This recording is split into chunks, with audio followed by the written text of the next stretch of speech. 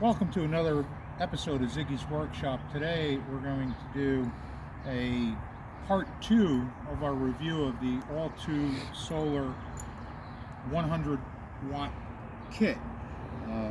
Please take the time to like and subscribe to our videos if you find this informative. Right now we're at a bright and sunny day. It's about 1 o'clock in the afternoon and I'm kind of chasing a cloud right now. I wanted to show you the performance of this panel. These panels are rated at 100 watts.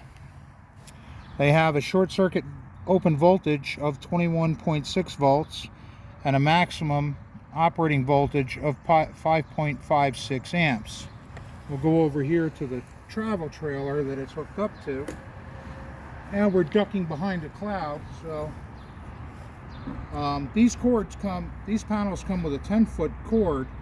I added a 25-foot extension cord so that I can chase the sun when necessary.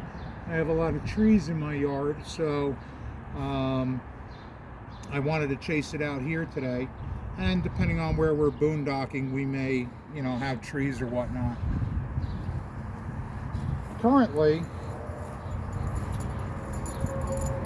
the solar panel is putting out 6.8 amps, 6.2 amps. We got a cloud coming over and the amperage is dropping. I know currently I'm pulling about 3.5 amps inside the travel trailer based on my Hall sensor.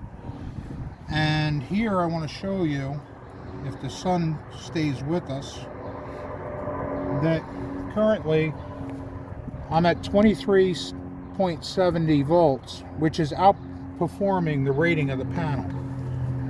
I can't tell you how much I am impressed with these panels.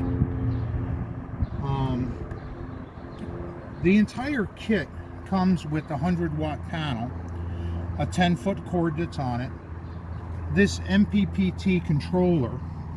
It comes with 2 ways to hook it up to the battery. It has an SAE connector that is connected to alligator clips. There is an inline 10 amp fuse, or they have what I've used here on my travel trailer is they have the SAE connector wired through a 10 amp fuse, and then you have ring connectors so that you can secure it to the positive and the negative. In this case, I happen to have 2 SAE connectors. Should I want to install another panel, should I want to run something like lights or something off of the other connector, I can do so.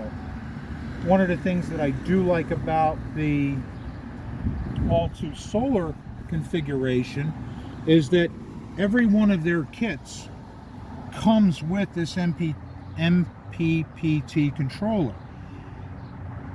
It's only rated for 10 amps. The panel's not going to put out 10 amps.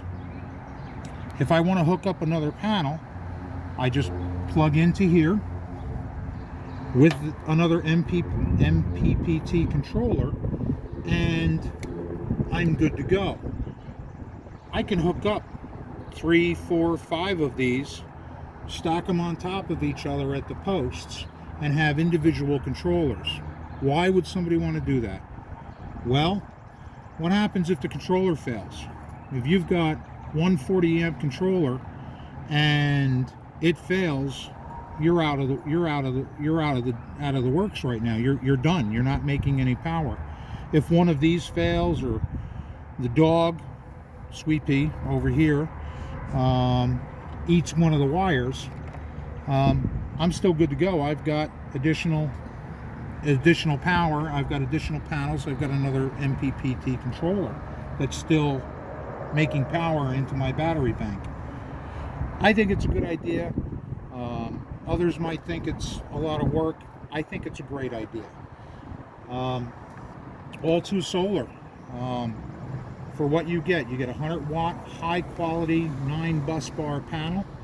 The 9 bus bars help it collect and send the power this way very efficiently. You get an MPPT controller You get 2 ways to hook it up to your batteries. I think for the $160 that I paid for the kit, I think it's a bargain. Let me know what you think. Again, please like and subscribe to our videos. Hit the notification button on there so that when we have more videos come out, you'll get notified of it. Thank you very much. Have a great day and have fun with your projects.